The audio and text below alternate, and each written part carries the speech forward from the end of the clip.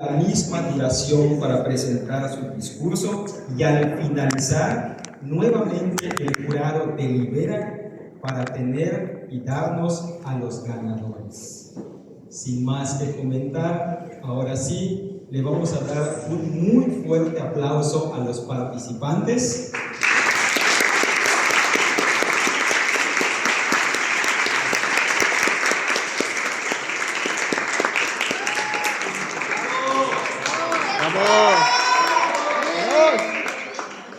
Y ahora sí pedimos la presencia de Heider Celis Martínez, alumno del quinto semestre de la licenciatura en Educación, con el tema La calidad educativa en México, un asunto cultural. Adelante.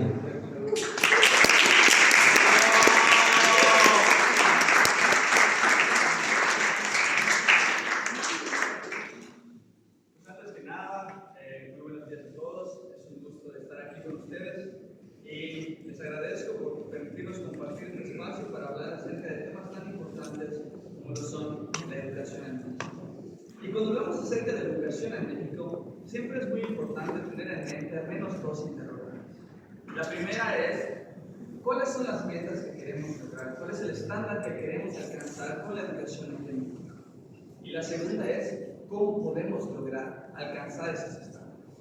En cuanto a la primera, la nueva escuela mexicana, sus siglas latinas, nos define cuáles son esos objetivos para alcanzar. Y es el de formar individuos de manera integral, de tal forma que estos puedan tener un pensamiento crítico y reflexivo para aplicar en la resolución de problemas en su contexto. Esto con la finalidad de mejorar la calidad de vida del individuo y de la sociedad.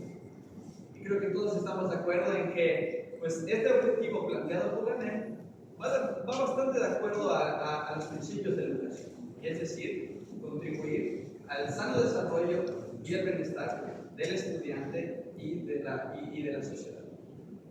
Ahora bien, me parece que el problema no abunda en esta primera interrogante, sino el problema que enfrentamos en México es con respecto a la segunda. ¿Cómo podemos lograrlo? Yo cuando me cuestiono esto, lo primero que pienso es el hecho de que tenemos buenos objetivos. Pero ¿qué es lo que sucede? ¿Por qué camino estamos yendo como país? Como país, me temo que estamos yendo por un camino que se ve marcado por una cultura de corrupción. Y como mexicanos nosotros normalizamos la corrupción, todos lo sabemos y todos lo vivimos día a día.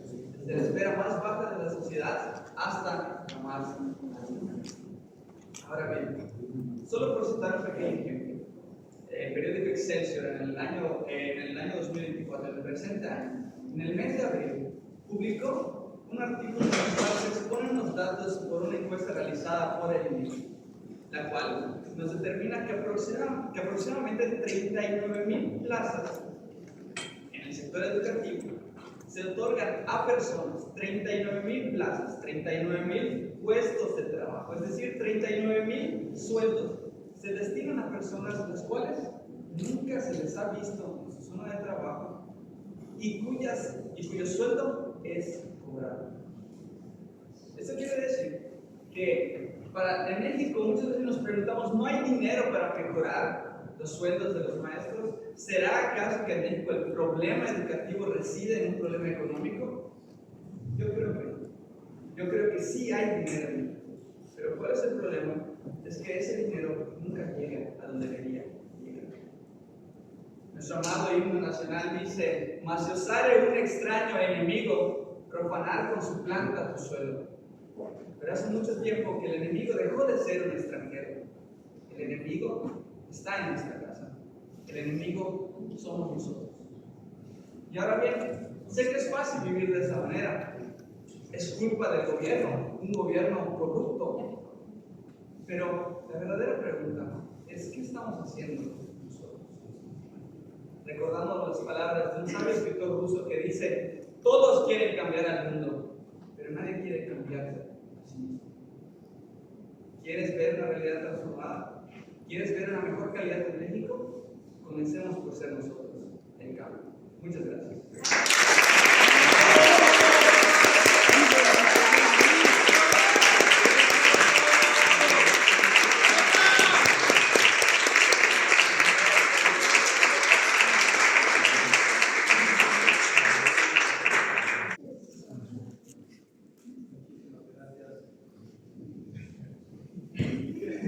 Ahora sí, muchísimas gracias a Eisler por su participación.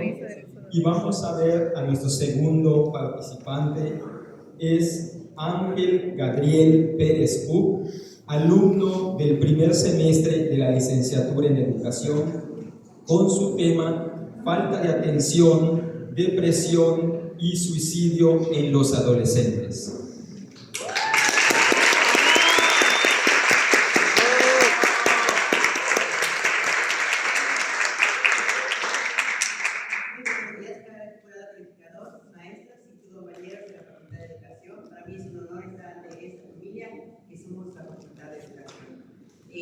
Muchas gracias. Mi tema habla más que nada sobre una vivencia. Pues este tema yo creo que repercute mucho en los adolescentes. Hoy en día la falta de atención dentro de la casa es algo muy importante que tenemos hoy, que no nos deja avanzar a veces y nos crea conflictos que nos lleva a la depresión y de ahí al suicidio. Yo quiero hablar de ese tema porque mi hermanito se suicidó posiblemente por los mismos factores. Y a mí me convencería creer que no, pero como nosotros como adolescentes, todos los que están aquí, creo que su falta de atención en su hogar, pueden preguntarse, mi mamá trabaja, mi papá trabaja para tener lo que yo tengo. Pregúntense ustedes qué hacen en este lugar, en este momento, cómo lograron llegar a este lugar. Yo creo que sus papás se han esperado por estar aquí y que les hayan dado lo mejor que tienen el posible de estar acá. Me hubiese gustado que mi hermanito sí lo viera. También nosotros, como adolescentes, ya podemos ver eso, porque crecemos, tenemos una moral y una ética donde sabemos si hacemos bien o hacemos mal. También nosotros, hoy en día aquí en Yucatán, es muy común que la mayoría de suicidios sean en puros adolescentes, mayormente entre el rango de 12 hasta 19 años, que son varios que ya han fallecido por la misma situación, que nos orilla a la depresión. No solo la falta de atención en el hogar también, sino también en el mismo colegio, a veces sufrimos bullying, a veces no nos sentimos conformes con nosotros mismos, nos esmeramos por ser el mejor y lo mejor posible, tanto para padres, amigos, familiares, e incluso nuestras propias relaciones amorosas. Nos esmeramos por ser el mejor en todo. Y eso nos crea conflictos con nosotros mismos. Mi pregunta es, ¿cómo podemos evitar esto? Yo creo que a veces a nosotros tenemos un tutor en la escuela y me gustaría que ustedes hablen con ellos, pero sobre todo eso en su casa. Y en su casa tienen a mamá, a papá. Tal vez no lo vean 24/7, lo ven 1, 2, 3 horas al día. Basta por acercarle, mamá, papá, ¿qué pasa esto? O con alguien de su confianza, no exactamente tu papá. En mi caso sería mi disputo abuelo. Conmigo siempre tenía esas pláticas de cómo me sentía. Mi abuelo era todo para mí.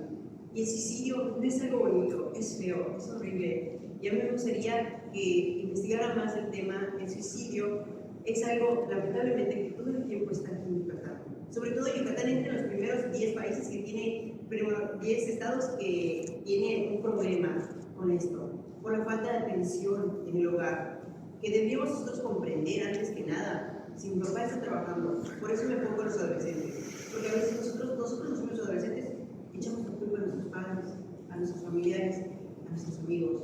A veces sí la tienen, a veces no. A veces nosotros somos el mismo problema. A veces nosotros no vemos lo malo que hacemos. Y también me gustaría agregarles otra cosa, más que nada, ¿cómo se da esto? Pues ya les expliqué y la verdad estoy aquí por esa misma razón. El suicidio es una manera muy fea, muchos buscan otras soluciones, está el alcohol, las drogas, las fiestas, a veces abusamos de lo que somos, a veces llenamos vacíos de nuestra vida con ese tipo de cosas, que no son la alternativa. La mejor manera es dialogando, a veces contigo mismo. Tengo 100% seguro que varios de ustedes llegan a su casa y se preguntan, ¿hago bien o hago mal? O se queda solo en su cuarto y les da esas ganas de llorar. No quiero ofender a nadie, pero yo siento de corazón que deberían hablarlo con alguien, con un papá, con su mamá, y muchas felicidades a las personas que hoy en día se levantan para salir adelante. Y sé que luchan con esa depresión, ese dolor en el pecho que todos los días les lastima y no lo hablan con nadie. Traten de hacerlo. No es bueno lo que hacemos a veces. Reprimir lo que sentimos y lo que hacemos está mal. Muchas gracias.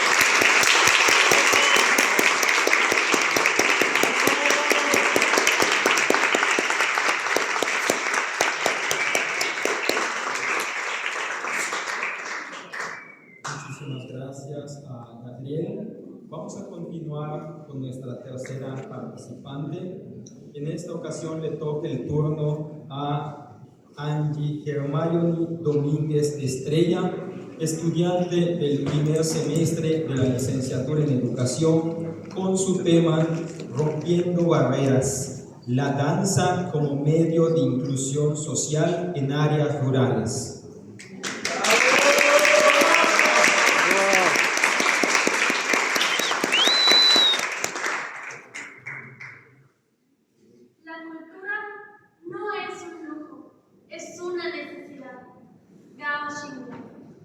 Muy buenos días, estimados jurados distinguidos, profesores, compañeros y público en general. Mi nombre es Angie Hermione Domínguez Estrella. Soy estudiante del primer semestre de la licenciatura de Educación y hoy quiero hablarles sobre un tema crucial: la danza como medio de inclusión social en áreas rurales. Sabemos que el ballet, en particular, ha sido históricamente considerado un arte elitista. Según datos del INEGI, más del 80% de los bailarines reconocidos de danza clásica en México provienen de entornos de alto o medio nivel socioeconómico. Esto nos lleva a preguntarnos, ¿qué pasa con aquellos jóvenes talentosos en áreas rurales donde las oportunidades son aún más limitadas? ¿A cuántos de ustedes les ha pasado que pusieron un talento especial, pero no han podido desarrollarlo por la falta de recursos? Yo mismo he vivido una experiencia similar. Fui aceptada en la Victoria Academy of Ballet de Canadá, una experiencia que significaba un gran sueño para mí. Sin embargo, no pude asistir por la ya dicha falta de recursos económicos. Esta situación me llevó a reflexionar acerca del talento oculto que tenemos en nuestras comunidades rurales. Pensemos en ejemplos inspiradores, como las amazonas de Yaxuná en el softball femenil o los niños triquis de Oaxaca en el baloncesto. ¿Qué habría sido de ellos si no se les hubiera dado la oportunidad que finalmente les permitió brillar? ¿Cuántas bailarinas y bailarines talentosos nos hemos perdido por nuestra mentalidad elitista? Si nosotros, viviendo en la ciudad y con acceso a más recursos, no siempre podemos alcanzar nuestros sueños, ¿qué pasa en aquellas comunidades como Tatsiú, Chemash o Yaxuná, donde las oportunidades y recursos son más limitados? Es esencial reconocer que no basta con alzar la voz por estas comunidades, sino empoderarlos para que alcen su propia voz y se sientan orgullosos de ser representantes de nuestra cultura.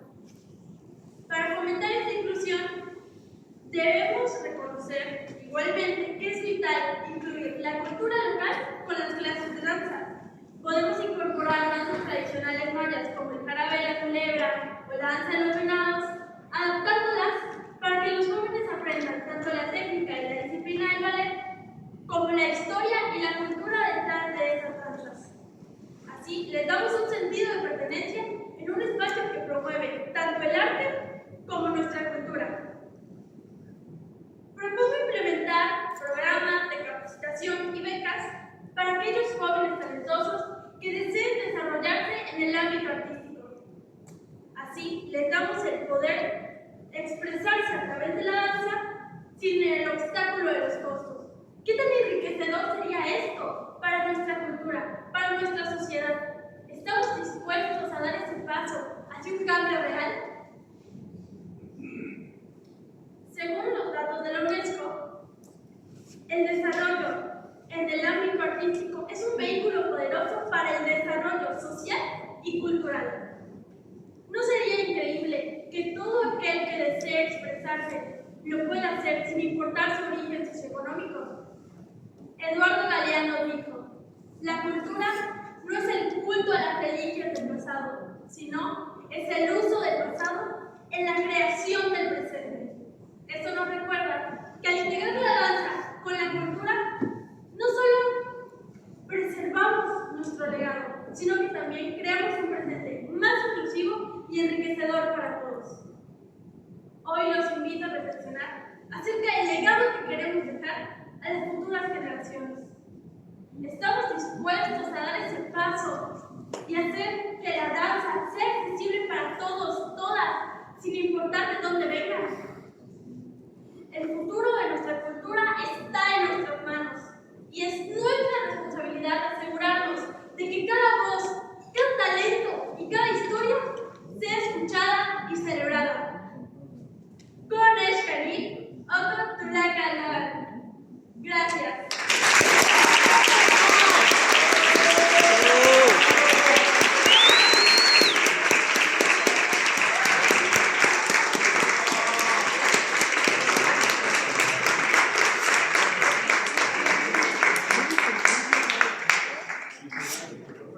Muchas gracias a Hermione. Vamos con nuestro cuarto participante. Él es Ángel Esteban Batún Morales, alumno del 7º semestre de la licenciatura en enseñanza del idioma inglés, con su tema ¿qué hace a alguien una buena persona?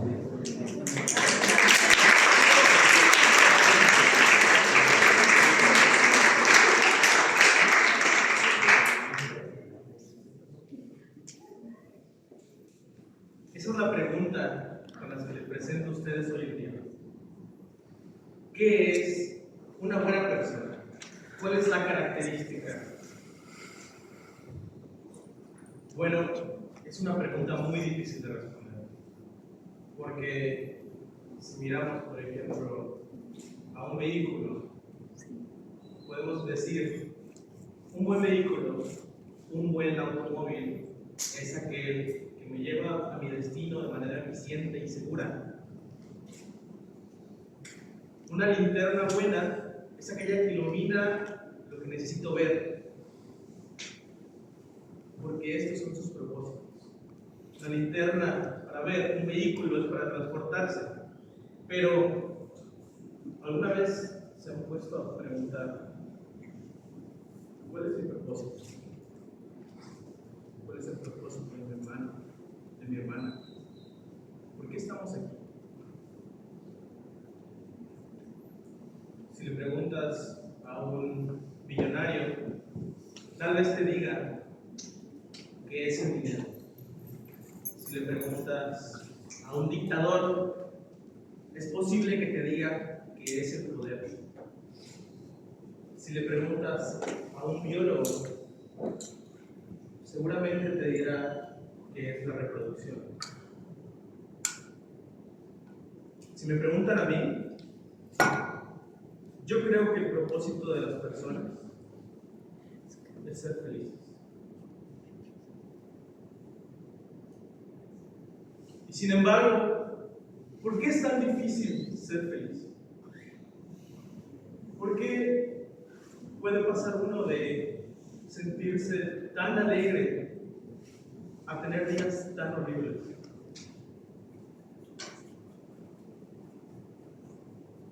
Puede que un día vas al parque, tomas un helado, estás con tu pareja y eres feliz. ¿Eres feliz siempre? Tal vez no, pero eres feliz a veces. Cuando somos niños, somos felices la mayor parte del tiempo, pero cuando somos adultos, tal vez sea el trabajo, tal vez sea la escuela, tal vez sea familia, pero es difícil ser feliz.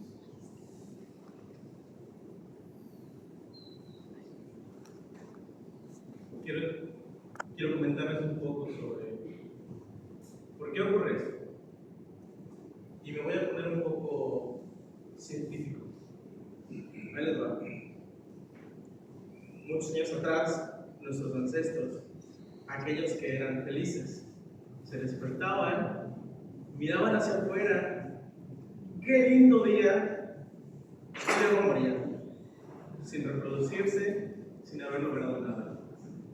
Pero aquellos ancestros nuestros que de vez en cuando eran no felices, bueno, pues en ese descontento descubrían el fuego, creaban herramientas, construían estructuras, civilizaciones y es con esa mano de esos ancestros nuestros, con esas mentes brillantes que a veces se sentían tristes y a veces se sentían felices, fue que construimos todo lo que tenemos a nuestro alrededor.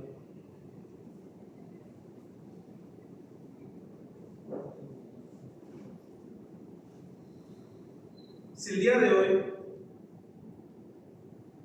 tú no te sientes feliz, quiero que recuerdes y quiero que pienses en todas las personas que vinieron antes de nosotros, todos nuestros ancestros que construyeron el piso sobre el cual estamos parados en este momento, y pienses que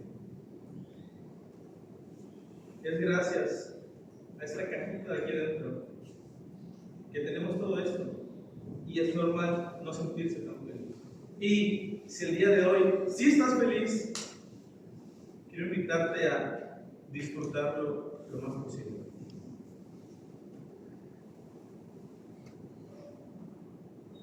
Muchas gracias.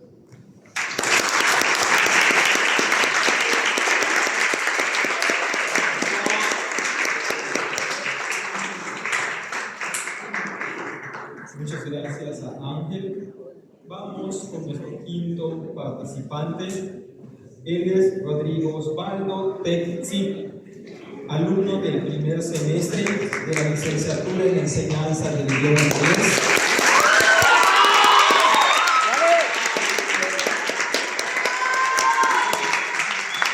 En su tema, el suicidio, problema creciente en la sociedad.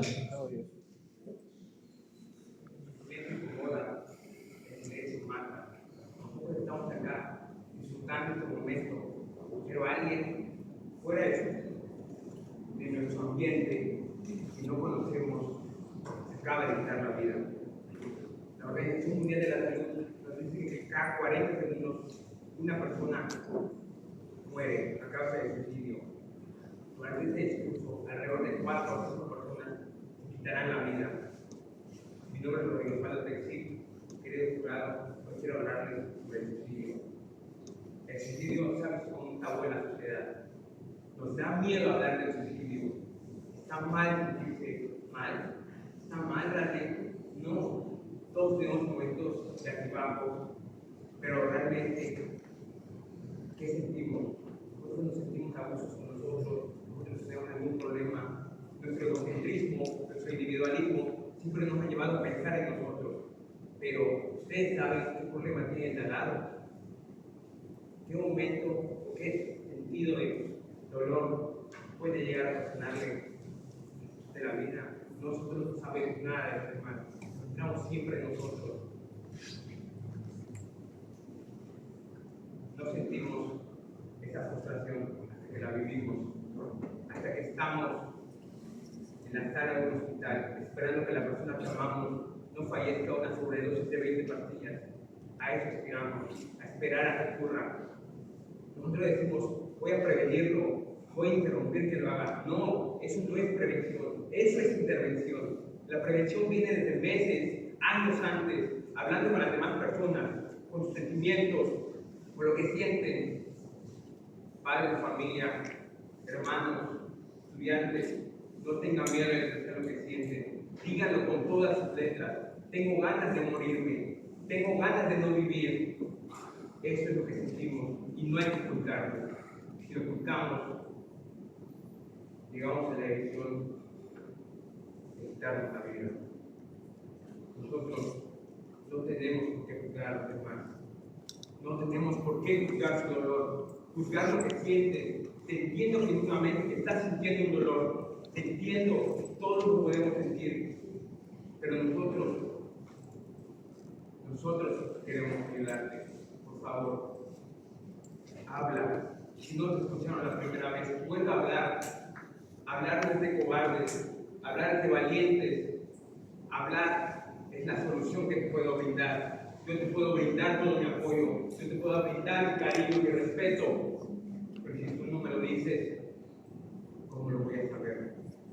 Eso es una de las razones por las cuales el suicidio es un tabú. Porque nos da miedo hablar, nos da miedo expresar lo que sentimos. Nosotros nos sentimos que a los demás no nos importa. Sabemos que te puedes llegar a sentir como un bicho raro, como alguien que no se siente parte de la sociedad. Es por eso, incluso los sectores minoristas son los que más llegan a sufrir esto.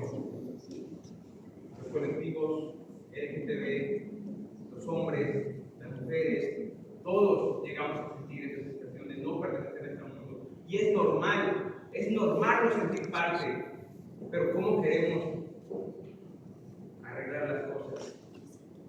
Por favor, me gustaría pedirles a ustedes que dejen de pensar un momento por ustedes. Ustedes pueden ayudar a alguien, ustedes pueden ser su héroe. Piensen en los demás, piensen en sus sentimientos, piensen que sus acciones también repercuten en los demás. Dejen ese egolatrismo, ese individualismo, por favor. Somos una sociedad. La empatía es lo que nos une. La comunicación es la principal base de la sociedad. Es la primera característica de los humanos. Sin eso no sobrevivimos. Quisiera también dar un mensaje a las personas que perdieron la batalla, que ya no se encuentran entre nosotros. Que el mensaje prevalezca, que ellos fueron fuertes, que la distancia no haga creer que no te quiero y mi silencio no haga creer que te olvidé. Muchas gracias.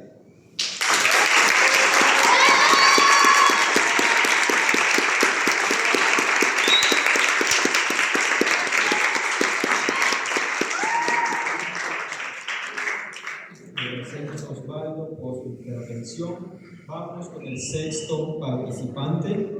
Es Andrei Damián Casanova Hernández, alumno del primer semestre de la licenciatura en Educación, quien nos presentará su tema titulado Educación Inclusiva, el TEA y las dificultades en el aprendizaje.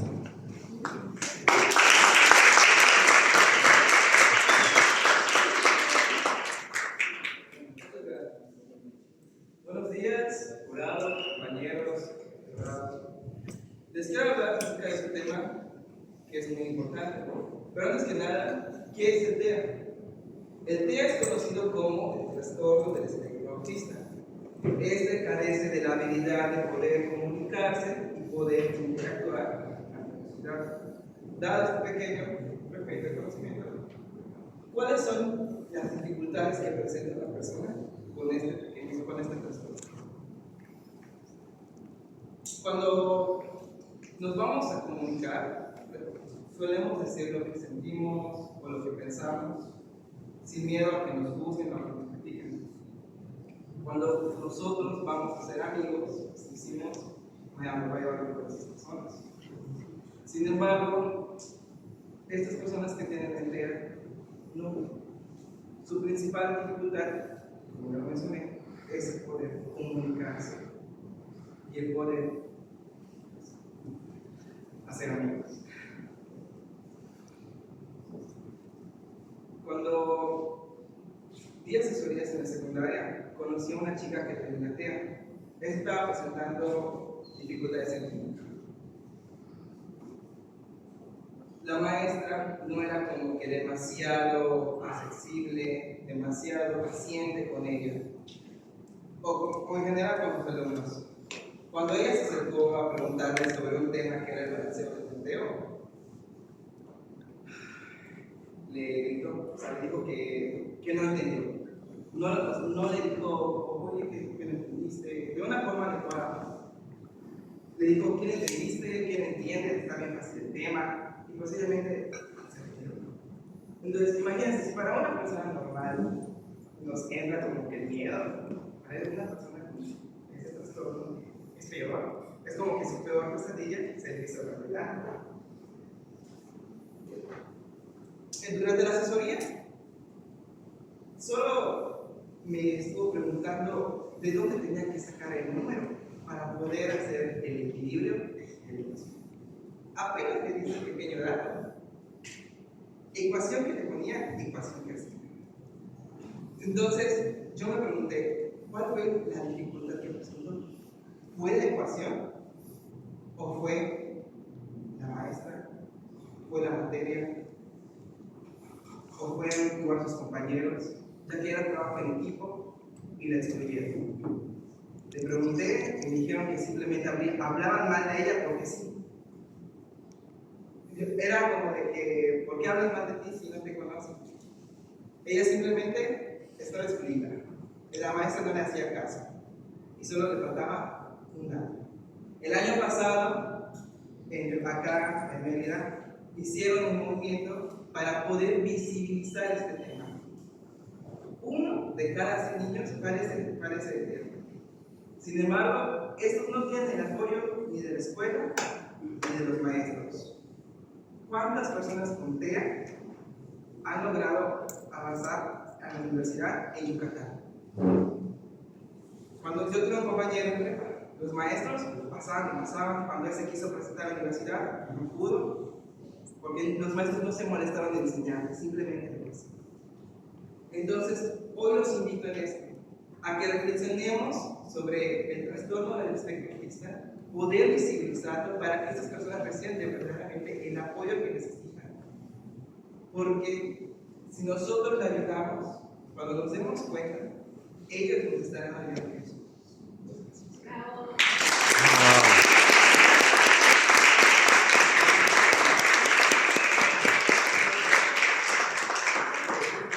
Muchas gracias, Andrei.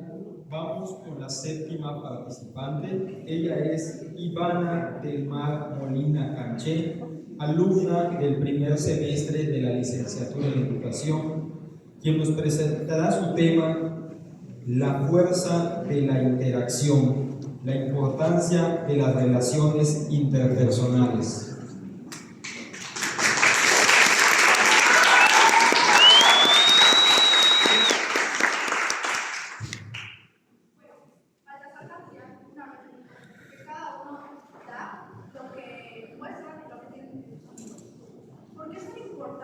Realmente las interacciones interpersonales. Podríamos quedar que fácilmente es, bueno, pues me llevo con mi familia, a lo mejor con los cercanos, a lo mejor con toda mi familia si es amplia y aprendí a desarrollar estas interacciones de forma fácil, porque vengo de una familia con 10 primos, 15 hermanos, y entonces esto se va haciendo más fácil, pero ¿y cuando no creces en este campo de amplitud? Entonces a lo mejor cuando entras a la escuela y intentas desarrollar estas interacciones, se te puede complicar. Pero, ¿por qué es un problema? Bueno, las relaciones interpersonales tienen un amplio beneficio, y aunque si bien se pueden quedar en un nivel bajo, como decir, bueno, me ayuda a tener una comunicación asertiva, o por ejemplo, me ayuda también a tener más empatía, a tener confianza en mí mismo, a poder hablar en público, realmente va más allá. Nosotros como educadores deberíamos de enfocarnos mucho en estos beneficios que tienen tener relaciones interpersonales. Pues por ejemplo, en la teoría de la educación que tiene Vygotsky, habla de que cuando puedes interactuar con otras personas, puedes enseñar, ya sea entre pares, ya sea pues, dos alumnos, o por ejemplo como maestro. Cuando tú no sabes cómo desarrollarte con una relación entre demás individuos, entonces ahí queda tu nivel muy bajo. ¿Y cómo lo vas a hacer cuando tengas alumnos? ¿Cómo te vas a poder desenvolver y acercarte y preguntarte, bueno, ¿qué problema tienes? O bueno, ven, vamos a hablarlo. Si nunca has llegado a poner una relación con un marco amplio, bueno, te quedas estancado. De hecho, el beneficio, si bien puede quedarse en algo moral, también entra en beneficios de la salud. Por ejemplo, hay estudios que hablan que hay todo es neuronal. Entonces, cuando estás con amigos o con familiares, la oxitocina, que es conocida como la hormona del amor, sube. Entonces, por ejemplo, establecer amplios vínculos con lazos fuertes hace que el estrés baje, que cuando crezcas, los problemas cardíacos disminuyen en un 50%, que además la hormona que produce el cortisol también baje. Esto reduce tus niveles de estrés y también a futuro disminuye tus niveles de obtener demencia o algún deterioro cognitivo. ¿Pero por qué? Bueno, realmente el establecer lazos de amistad con tu familia, con tu comunidad, es importante, porque el ser humano es social por naturaleza. Y aunque nosotros creemos o es muy fácil decir, sobre todo hoy en la juventud, que soy asocial o soy antisocial, es mentira. El ser humano es social. Hasta para ir a la tienda tienes que hablar. Entonces, ¿qué es lo que quiero yo llevar con este mensaje? Que comiencen a intentar pensar qué lazos estoy haciendo. ¿Realmente estoy yendo por lazos que me ayudan, que me hacen reducir no solo el estrés, sino que también me dejan algo para mí para trascender? Las conexiones humanas son básicamente el centro de todo, de ti. Así que los invito a reflexionar sobre las amistades, sobre las relaciones que tienen. Busquen lugares en donde se sientan amados, escuchados, comprendidos, para que entonces esto les marque a ustedes y ustedes a los demás y puedan vivir de forma plena.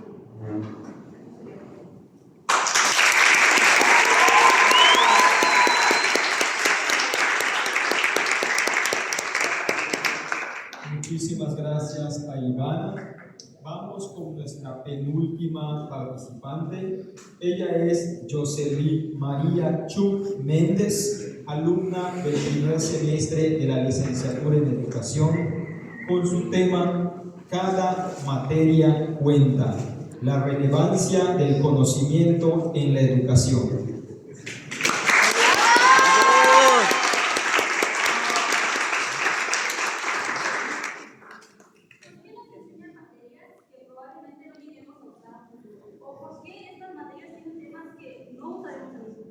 Estas son preguntas que se cuestionan muchos estudiantes actualmente. Empezando desde el nivel de primaria. Cuando yo estaba en primaria me preguntaba, ¿por qué me enseñan más materias aparte del español y las matemáticas? Porque en ese entonces para mí eran las únicas importantes. Pero actualmente me di cuenta que no es así. Cuando te pones a visualizar desde otro punto de vista, te das cuenta que te estás desarrollando, que estás progresando, que estás construyéndote un futuro. Por eso en primaria te suelen preguntar, ¿qué quieres ser de grande? También en secundaria te preguntan lo mismo.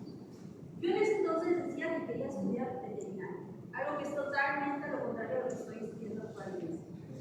¿A qué se debe esto?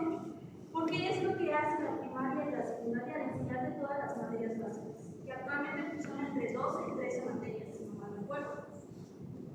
Estas materias lo que hacen es como destacar lo mejor, en qué eres bueno. Por ejemplo, no soy bueno en español, pero soy bueno en matemáticas, en física, en química. Y vas a ir desarrollando en qué eres bueno, en qué puedes ayudar a la sociedad, en qué puedes destacar. Eso es lo que hacen las materias. Por eso te enseñan las materias básicas. En preparatoria me pregunté, ¿por qué me enseñan tanto historia? Porque me han enseñado historia desde primaria, secundaria, prepa y actualmente en la universidad. Pero me he dado cuenta, porque como nuestro maestro nos dijo, los maestros luchan contra la ignorancia. Y es totalmente cierto. ¿Por qué he visto este conflicto? Porque no todos se toman la molestia de aprender la historia de su país. No todos aprenden los logros que ha tenido su país. Por ejemplo, si tú estuvieras en el grito y tú no sabes el por qué están gritando todos ¡Viva México!, es algo que pues, no tendría sentido. ¿Por qué estarías ahí gritando algo que no sabes el por qué? Por eso cuando eres niño, muchas veces los maestros preguntan, ¿qué es para ti el grito? Y muchos niños suelen escribir libertad en una sola palabra. Y es cierto, el grito es como que festejando que actualmente somos libres. Gracias a la historia podemos conocer que por qué las mujeres actualmente podemos estudiar. Y es algo que no podíamos hacer. Los logros mexicanos, los pueblos indígenas, ¿por qué son importantes para nosotros? Nuestra cultura. También me solía preguntar el por qué me enseñan filosofía si mi carrera en la preparatoria no tenía nada que ver, porque en ese entonces estudiaba literatura. Y la verdad, me di cuenta que es muy interesante, porque te enseñan las ciencias, te enseñan la evolución del tiempo, cómo de pasar a una educación que era muy religiosa, por fin estudiamos algo que no siempre trata de la religión, es punto y aparte, muchas veces, pero en todos los casos. Y esto es realmente importante, por eso te enseñan las materias. Me enseñaban ecología, geografía, en estas me enseñaban las UDS, que la verdad las UDS son sumamente importantes, porque es como un progreso para mejorar el futuro. Y son cosas realmente muy importantes.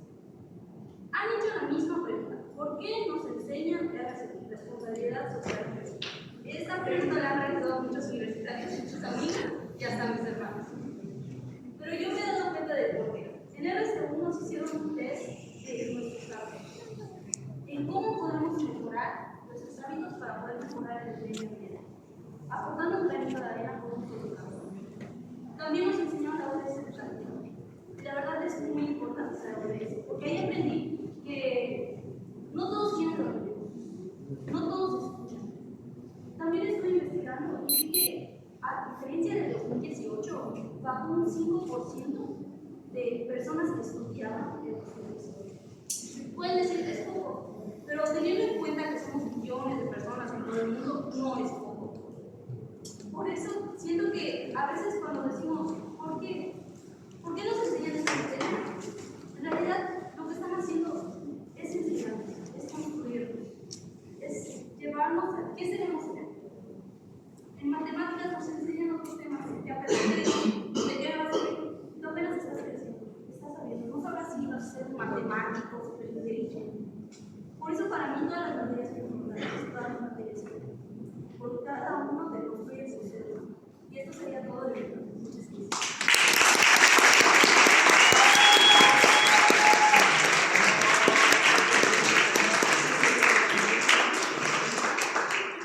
Muchísimas gracias a Jocelyn. Bien, y antes de escuchar a nuestra última participante en esta primera ronda, queremos agradecer a algunos maestros de la facultad que nos acompañan esta mañana en el concurso. Nos acompaña la coordinadora de la licenciatura en enseñanza del idioma inglés, la doctora Fátima Suárez.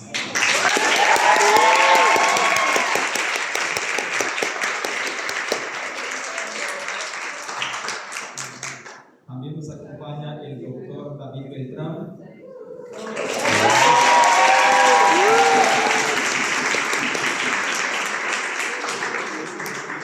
Nos acompaña la doctora Lucía Reynosa.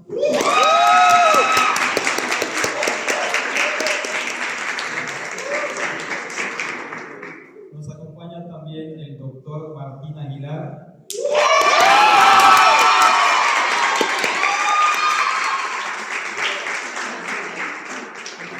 Está con nosotros también la maestra Laura Torres.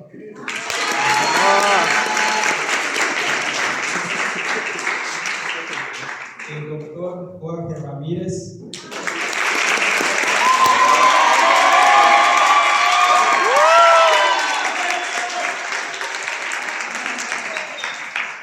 Y también agradecer a maestros que ayudaron a organizar este concurso, como la doctora Elisa.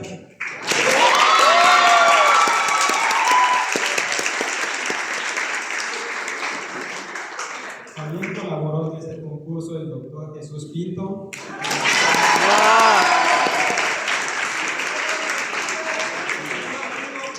Y un servidor. A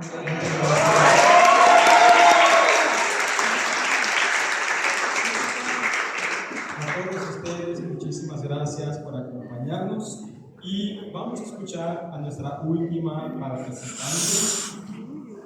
Después de esta fase, como les expliqué, el jurado delibera para tener los finalistas, ¿saben? Muy bien, le damos entonces la bienvenida a María Fernanda Manzano Castillo.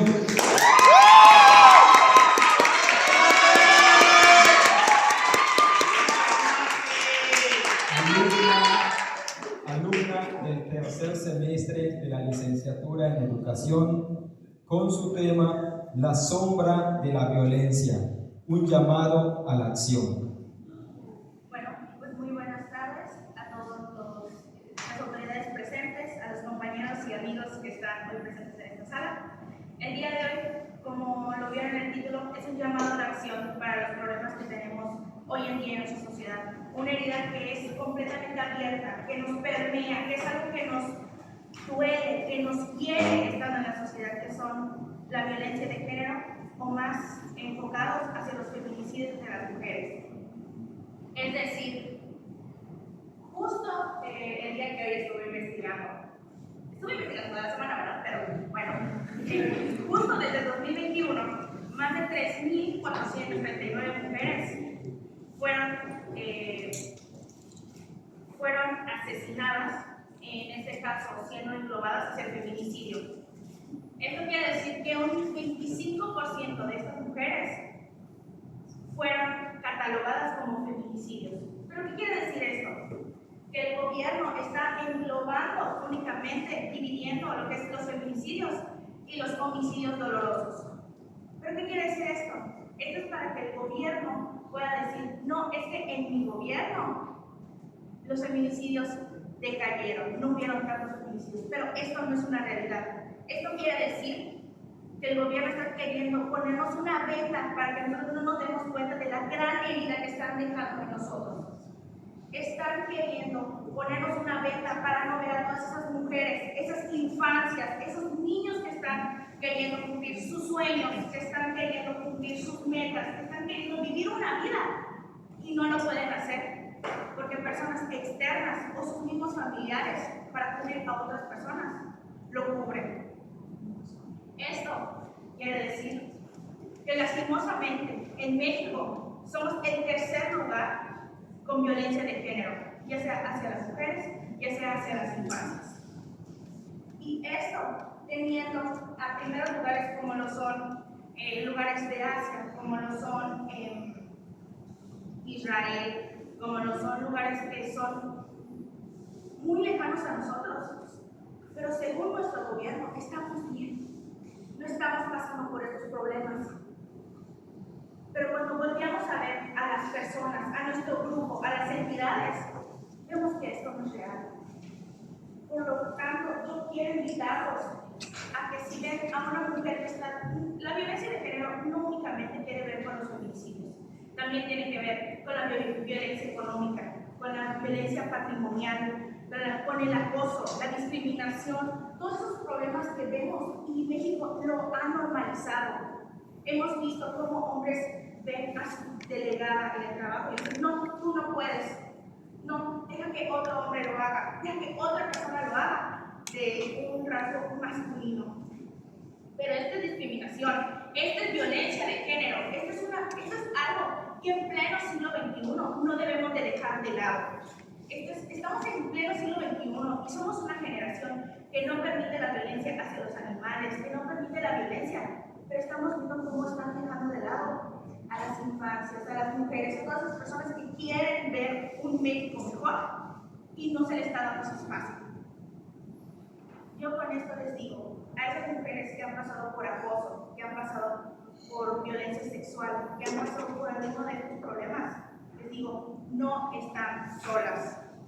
A los niños les digo, no están solos. A las autoridades les digo, ustedes deben de protegernos. Ustedes están para protegernos a nosotros y a las infancias. Y con esto les digo que juntos podemos hacer a México mejor. Juntos podemos ver que no haya esta brecha tan grande entre mujeres y hombres. Por eso les despido. Soy Mafer Manzano.